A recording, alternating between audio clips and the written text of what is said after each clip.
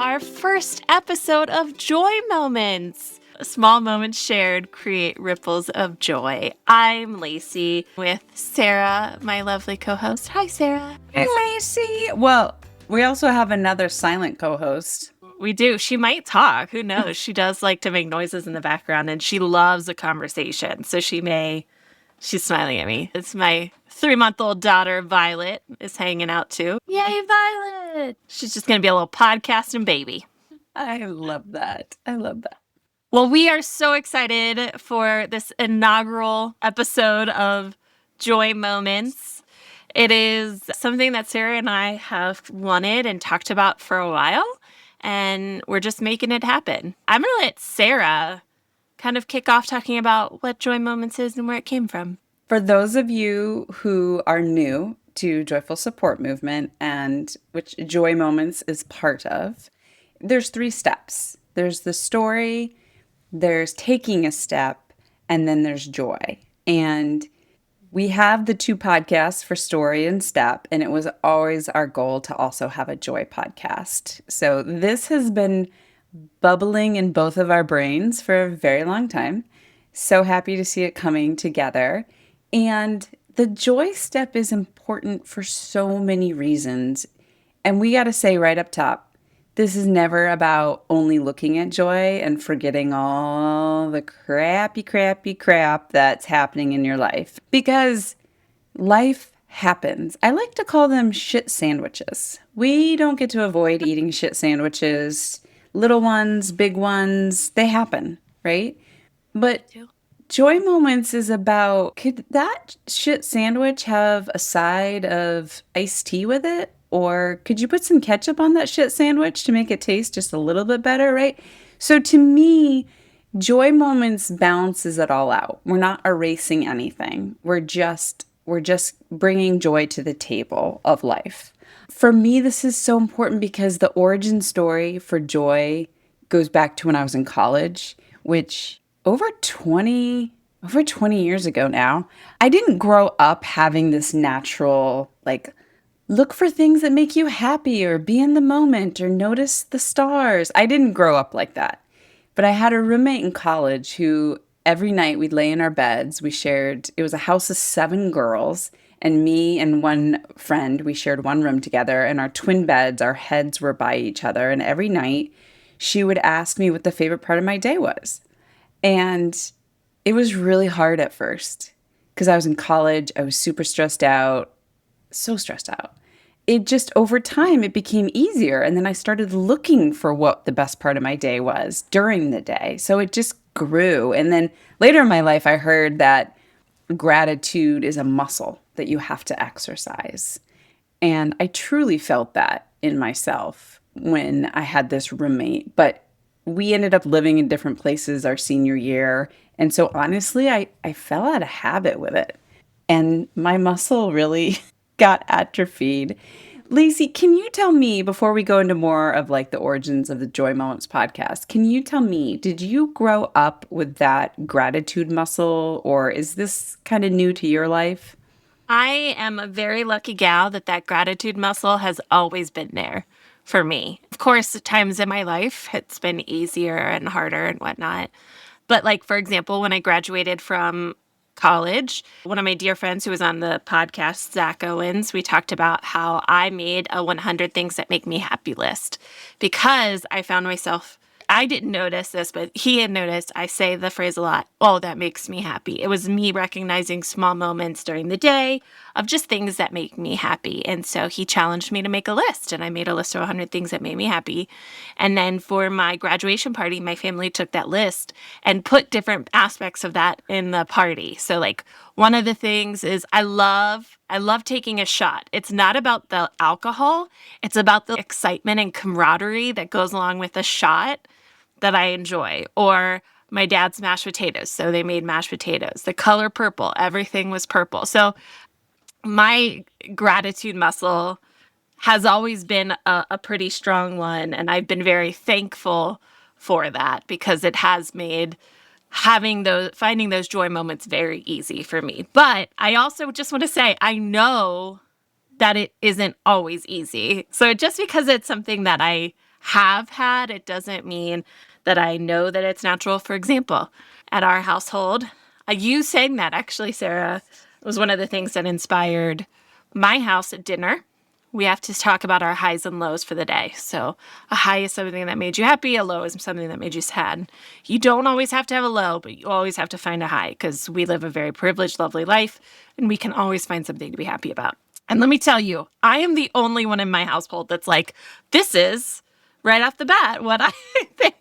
Now, it may just be because there's some ADHD in my household. So sometimes that means, unless it's happened within the past 2.5 minutes, we forget about it existing. But still, that makes it even more important. Well, and what's so great about this is for anyone listening, it doesn't, you are where you are. It doesn't Yeah. matter if you have never thought about it before or if you've thought about it your whole life. It's a practice and it's a tool. I like to call it, it's just another tool in your tool belt. And with the story and the step and the joy, they're all tools.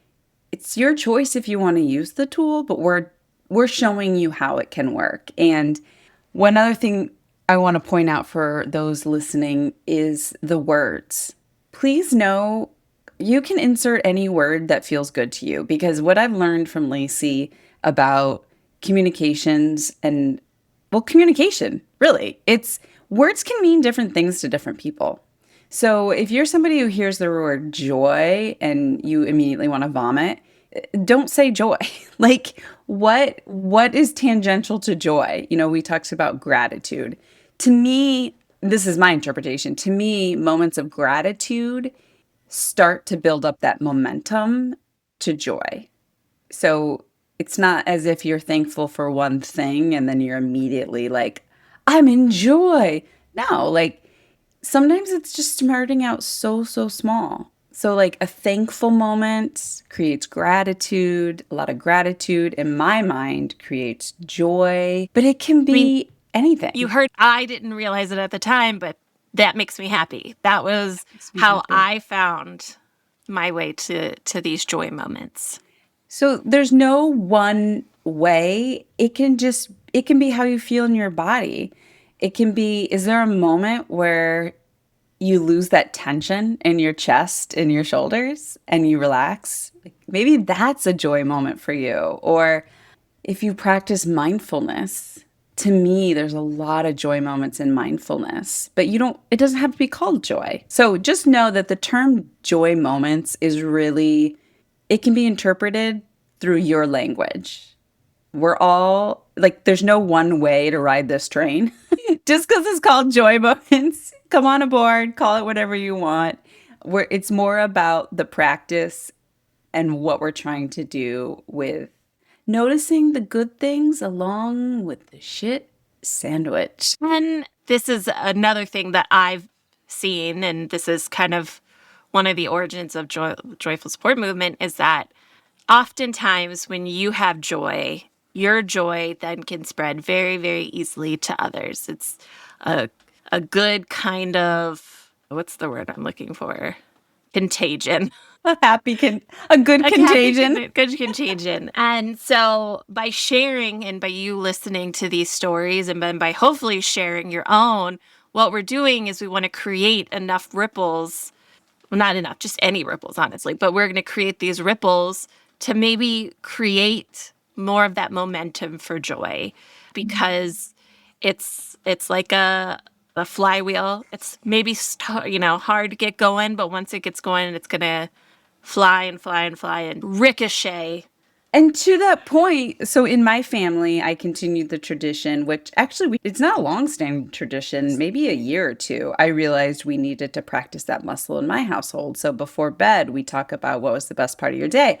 And as Lacey already knows, but if you're a new listener, you may not know, I am a bird nerd, 100% through and through and through. And this may not sound exciting to anyone who's not a bird nerd, but I saw two pileated woodpeckers at the same time in my backyard.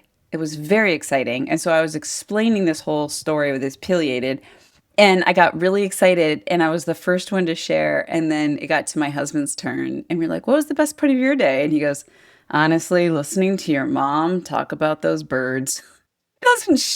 He doesn't share the joy of birds, but he was so happy to hear me so happy. And so like you were saying, it's that happy contagion, which feels so weird to say.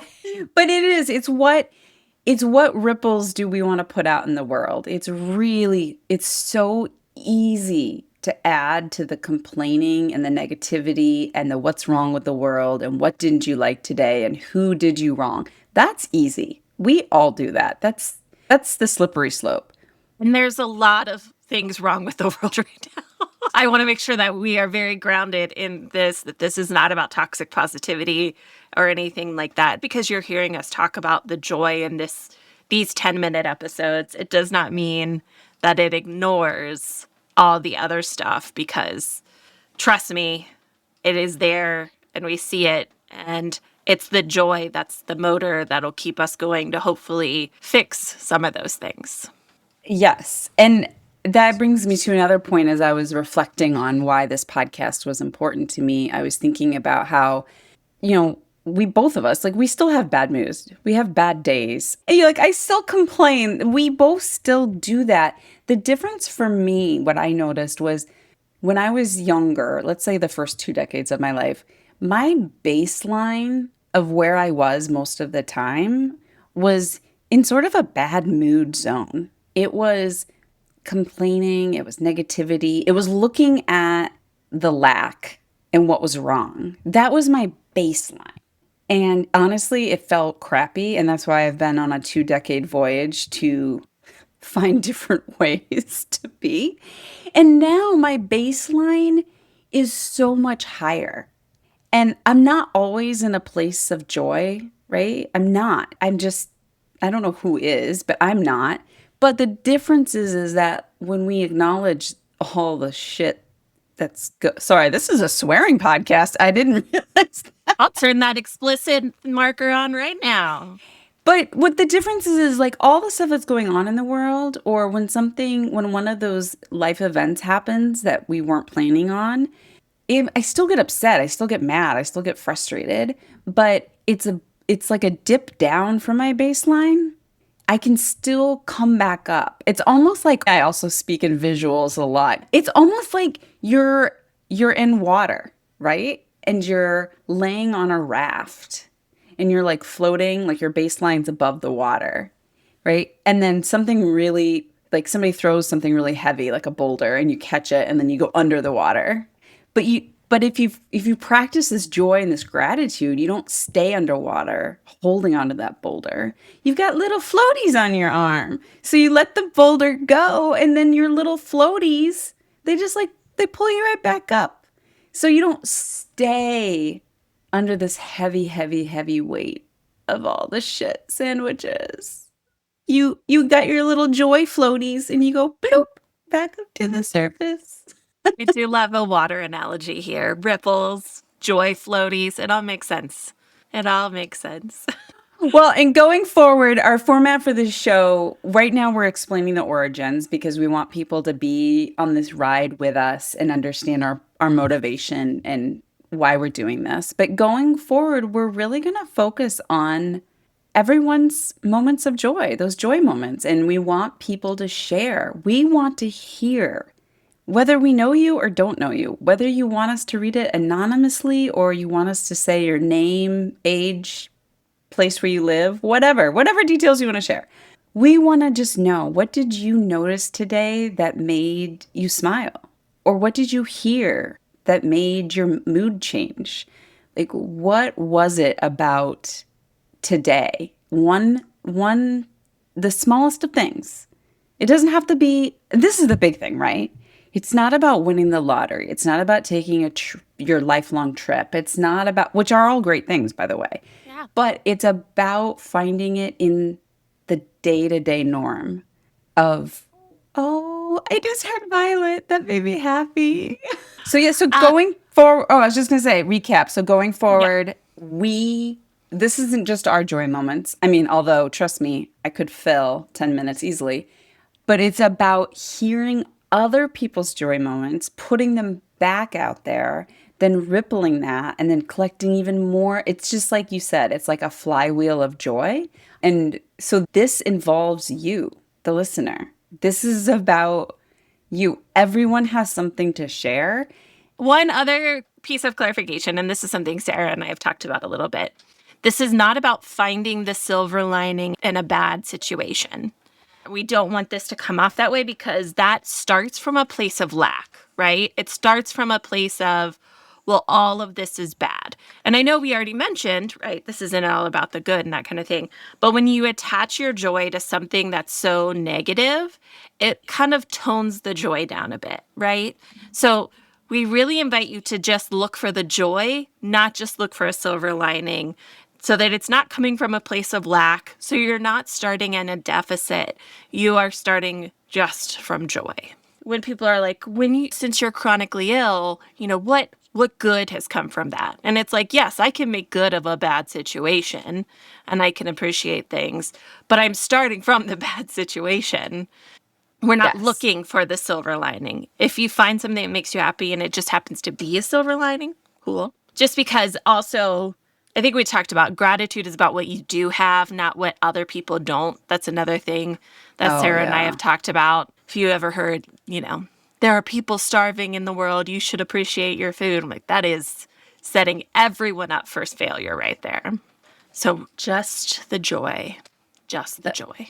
that is true. That's a good point. And this is also a voyage of discovery. Like you might disagree with us, and that's fine. Keep listening and share what your thoughts are about the joy in the process. Like we just want you to explore it with us. Come on this voyage of discovery. Well, we do have a not Lacey or Sarah joy moment to share because a friend shared this with me and I excitedly said, "Can I use this in my new podcast? This is exactly what we're looking for." And she was like, "Sure." She said, "Sure." And I'm going to read exactly what she said. She said, "Hopefully somebody else gets inspired to do something for themselves." Mm. So, starting off from the bat, it's about doing something for yourself. She's a mom. Her name is Casey. Yay, Casey. And she sent, I did a 5K this morning with no training. I just wanted to finish.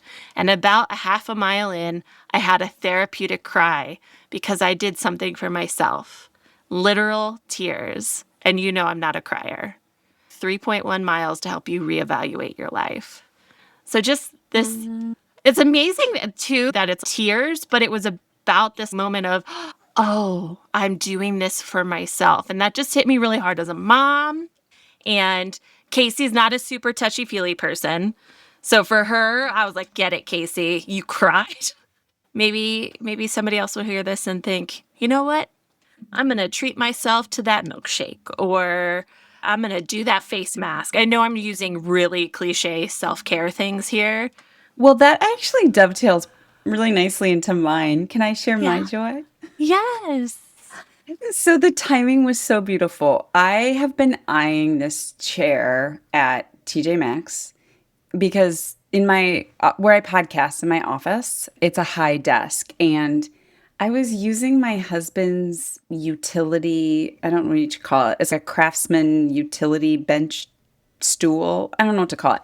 But it was kind of uneven, so I always had to wedge something under it, and then it was a plasticky seat and it would make It sounds noise. so uncomfortable. I know, but I'm such a practical person that I was, well, it makes sense. We already own this. It makes sense. But then my husband didn't have it to use. Anyways, I've been eyeing this chair at TJ Maxx and for 2 months. And I was there yesterday and this chair makes me happy. It's a cute chair. I'm sitting in it, and I gotta tell you, my tuchus is so comfortable. I'm so comfy. It even has this like little ledge for my feet. It's so comfy. And so I'm not just happy. So, like your friend, I'm not just happy that I got the chair. I felt so happy about getting it for myself. It was a decision for me. And like your friend said, it was just that was sort of the joy of it, was making a choice for me. So yeah, my joy is my new chair. It's so comfy. So excited for you. You like didn't like sitting at your desk before, so now it makes sense that you might want to actually sit there now. Well, so that's what's so funny is I've been doing that thing that we all do because I help people manage their homes is we all end up working at the kitchen table rather than assigned areas and the kitchen table becomes this huge big mess. And I was like, why do I keep working at the kitchen table? because my son, it's about to be summertime. My son's about to be home. I'm like, I can't keep working at the kitchen table. And I was like, oh, because I never want to sit in that darn chair. Oh, and I can laugh about that because I like to laugh at Good. myself. Lacey, what's your joy moment? I'm going to be so cheesy because we've already talked about my daughter. But my daughter Violet, she is the smiliest, happiest baby. And to the point where it's like a problem. Like yesterday, she was eating, but then she kept just stopping and smiling at me. And I'm like, no, eat. Stop smiling at me. And it's so much that my husband the other day coined this phrase of, like when you stop and you guys just smile at each other for a while. And I'm like, yeah, that's what we do with Violet. Just smiles at you and you smile at her. And it takes about 20 minutes of just smiling back and forth. And then you're like, no. Sometimes it happens in the middle of the night. That's what he was referring to, is when he was doing something with her in the middle of the night. And so she is a joy to be around. And this time around, since it's my last time having kids, I know for sure that factory's shut down. Like, well, it better be. But I just am so soaking it in. And there's so much joy in we're just going to smile at each other for a while. We're coming to the closing of our first episode. We'll close it with asking you to take a step to share your joy with us. So you can go to joyfulsportmovement.com/joy moments. In there, we have a form and you can submit your own joy moment, just a few minutes, and maybe you'll be able to hear your own joy moment on the podcast. Also, follow along on our social media at joyfulsportmovement.com. I'm Lacey Shares. Sarah is the joy riddler, but she's kind of taken a social media hiatus, and that's just fine. I very much am. Yeah, that's where I am. But please know there's no wrong way to joy. Nope. So yeah, we can't wait to hear everything that you have to share. And then listen along and spread the joy, right? If this podcast brought you 1 ounce of joy, if you could share it with somebody else and start that ripple. We always talk about the 1% difference.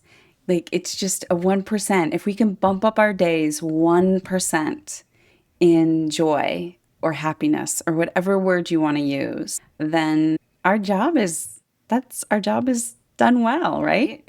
Did you just get really excited about recording future episodes because you're like, we just are going to read people's joy? Because I did. I just had this moment of giddiness. As usual, thank you, Sarah. Thank you, Lacey, and thank you, Violet.